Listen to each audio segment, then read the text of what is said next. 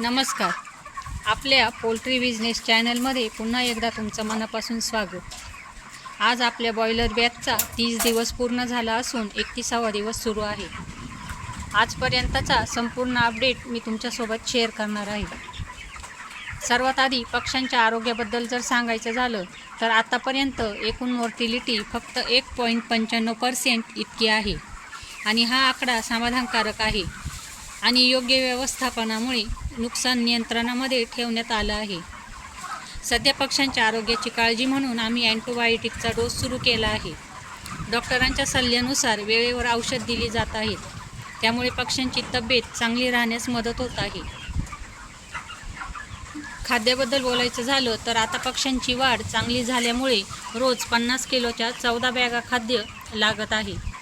पक्ष्यांची भूक चांगली आहे आणि खाद्याचा योग्य वापर होत असल्याचं दिसून येत आहे. आजपर्यंत आमचा FCR 1.33 असा आहे, जो चांगल्या व्यवस्थापनाचं लक्षण मानलं जातं. पुढील काही दिवस हा FCR शक्य तितका टिकून ठेवण्यावर आमचा भर राहणार आहे.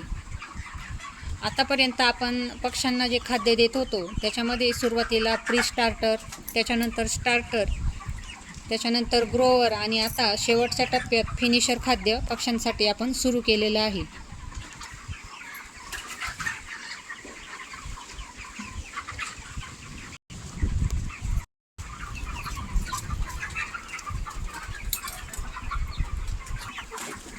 आज पक्ष्यांचे सरासरी वजन हे प्रतिपक्षी 1900 ग्रॅम पेक्षाही जास्त झालेलं आहे.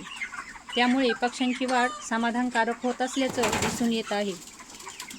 रात्रीच्या व्यवस्थापनामध्ये आता हवामान लक्षात घेऊन शेडचे दोन्ही बाजूचे पडदे आम्ही पूर्णपणे खाली ठेवत असतो. त्यामुळे पक्ष्यांना थंड वाऱ्याचा त्रास होत नाही आणि शेडमधील तापमान हे अधिक स्थिर राहण्यासाठी मदत होते. आणखी एक महत्त्वाची गोष्ट म्हणजे आमची लिटर कंडिशन ही अजूनही अगदी व्यवस्थित आहे. लिटर कोरडी आणि स्वच्छ असल्यामुळे अमोनियाचा त्रास कमी होतो. यामुळे पक्ष्यांचे पाय, छाती आणि श्वसनाचे आरोग्य चांगले राहण्यासाठीही मदत होते. नियमित निरीक्षण, योग्य वायुविजन आणि पाण्याची गळती टाळल्यामुळे लिटर चांगल्या स्थितीमध्ये आहे. पाण्याच्या खालील भांड्यांखाली थोडंसं जरी ओलसर झालं तरी आम्ही ते लगेच बाहेर काढून नवीन कोरडं लिटर टाकतो. त्यामुळे संपूर्ण शेड स्वच्छ आणि कोरडी राहते. सध्या पक्ष्यांची पाण्याची गरजही दिवसेंदिवस वाढत आहे. त्यामुळे स्वच्छ आणि थंड पाणी सतत उपलब्ध राहील याच्याकडे आमचं विशेष लक्ष असतं.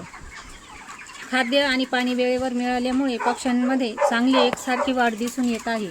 आता पुढील काही दिवस पक्ष्यांची वाढ अधिक वेगाने होणार आहे. त्यामुळे खाद्य, पाणी, औषधे आणि शेडमधील वातावरण यावर विशेष लक्ष ठेवणं खूप महत्त्वाचं आहे. दररोज पक्ष्यांचं निरीक्षण करून एखादा पक्षी सुस्त दिसला किंवा खाद्य कमी खात असल्याचं जाणवलं तर त्वरित त्याची काळजी घेणं किंवा त्याला इतर पक्ष्यांपासून वेगळं काढणे हे आम्ही लगेच करतो. आणि आता विक्रीचा कालावधी जवळ येत असल्यामुळे प्रत्येक दिवसाचं व्यवस्थापन अधिक महत्त्वाचं ठरत आहे. तर मित्रांनो, हा होता आमच्या पोल्ट्री फार्मचा 31व्या दिवसाचा अपडेट. तुम्हाला हा व्हिडिओ जर माहितीपूर्ण वाटला असेल तर व्हिडिओला लाईक करा, चॅनलला सबस्क्राईब करा आणि बेल आयकॉन दाबायला विसरू नका. पुढील दिवसांचे अपडेट, अंतिम वजन, FCR आणि संपूर्ण नफा तोट्याचा हिशोबही आपण या मालिकेमध्ये पाहणार आहोत. धन्यवाद. पुन्हा भेटूया पुढच्या अपडेटमध्ये.